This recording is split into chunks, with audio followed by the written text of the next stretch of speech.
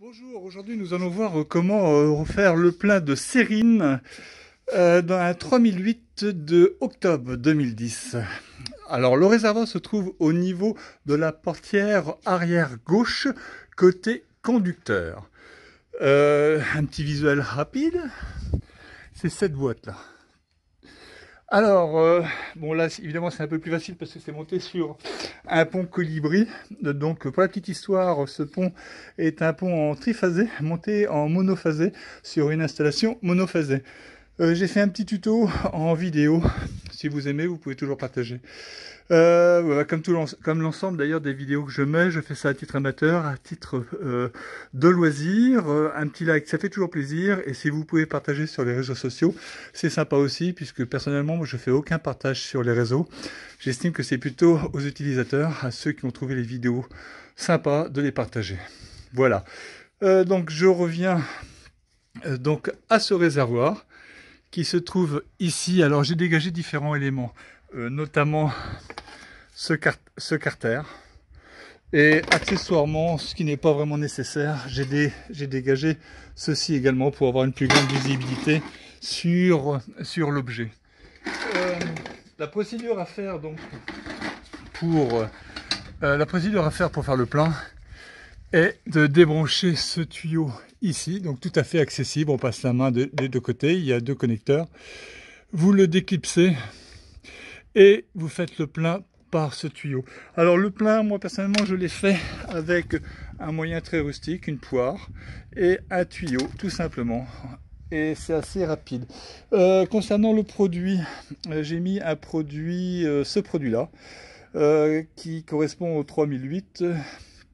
J'ai acheté ça dans un magasin spécialisé grâce à ma carte grise.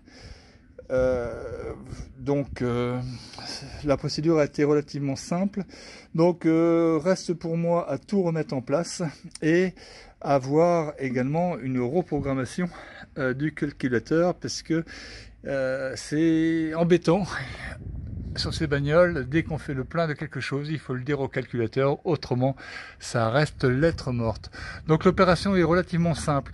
Autrement, comme moi j'ai démonté l'ensemble dans un premier temps, le réservoir, s'il est fissuré, vous pouvez le changer. Donc en démontant la partie arrière, ce que j'ai fait, en décalant cette tringle qui vient ici, en principe, et ensuite vous devez produire un mouvement latéral de cet endroit-là vers cet endroit-là.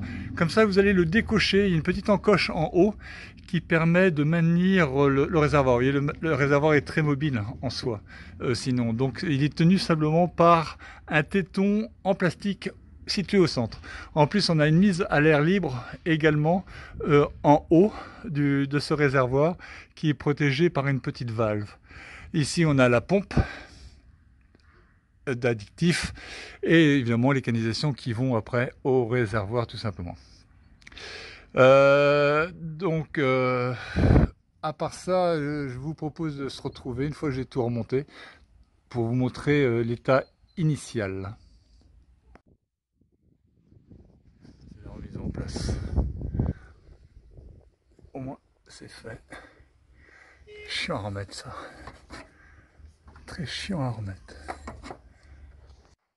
Bon, pour finir cette vidéo, bon, tout a été remis en place. Il ne faut surtout pas oublier qu'il faut reprogrammer le calculateur moteur et le calculateur de la pompe d'additifs. Cela peut se faire à travers une interface logiciel Lexia. Je vous laisse chercher sur internet, c'est protégé par PSA, donc je ne veux pas faire de tuto spécifique là-dessus. Toutefois, il y a plein de tutos. Vous allez donc faire lancer le diag, aller dans réparation, calculateur moteur, calculateur additif, et vous vous laissez guider afin de corriger les défauts. Ainsi, tout sera remis en place. Bon, également, vous pouvez vous doter de revues techniques telles que celle-ci. Le 3008, ça peut aider aussi pour certains démontages.